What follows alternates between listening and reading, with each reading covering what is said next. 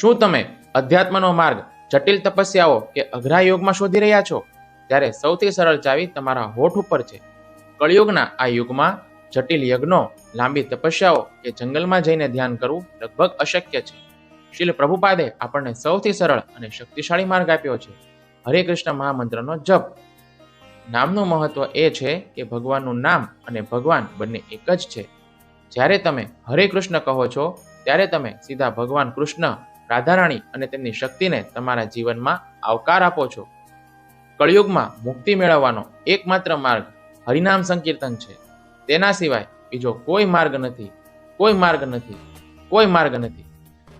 નિયમિત જપ કરવાથી તમારું મન શુદ્ધ થાય છે, તમારા હૃદયમાં ભગવાન પ્રત્યે પ્રેમ જાગૃત થાય છે અને જીવનના બધા જ દુઃખ તકલીફોનો સામનો કરવાની શક્તિ પણ પ્રાપ્ત થાય છે. આજે જ નિયમિત જપ કરવાનો સંકલ્પ લો. સવારે વહેલા ઉઠીને હરે કૃષ્ણ મહામંત્રની ઓછામાં ઓછી એક માળા કરશો તેવો દૃઢ સંકલ્પ કરો. આ એક ક્રિયા તમારા આખા દિવસને આધ્યાત્મિક ઉર્જાથી ભરી દેશે અને તમારા જીવનમાં દરેક પાસામાં સકારાત્મક પરિવર્તન લાવશે. હરે કૃષ્ણ.